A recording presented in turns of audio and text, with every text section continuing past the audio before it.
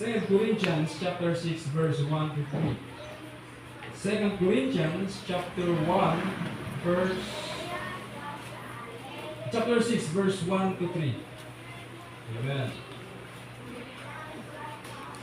2 Corinthians chapter 6 verses 1 to 3. Salamat po sa Panginoon that ang ating ginagamit na Bible is King James Bible po. Amen.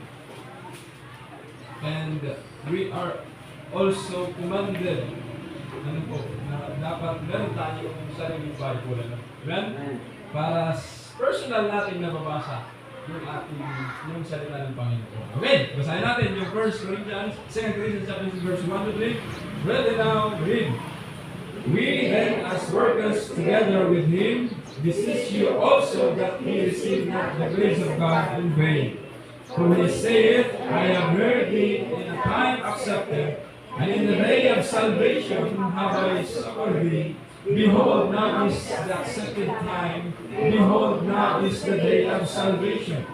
Giving no offense in anything, that the ministry be not blamed. Sabi ng verse 3, giving no offense in anything, that the ministry be not blamed. Allow me to pray. Let's close your eyes for us. Nakila namin Diyos na makapangyarihan sa lahat.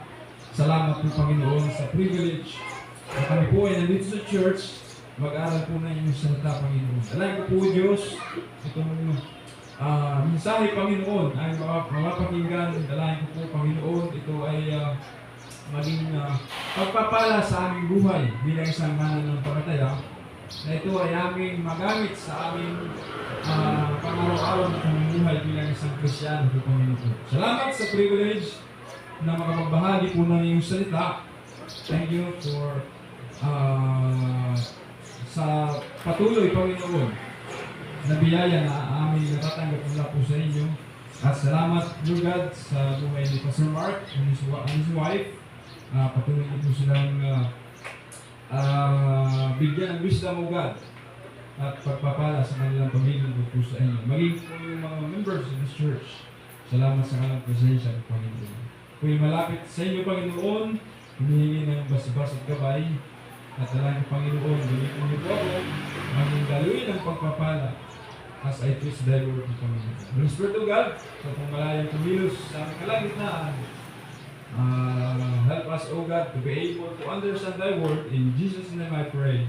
Amen. Thank you. May be seated. Salamat.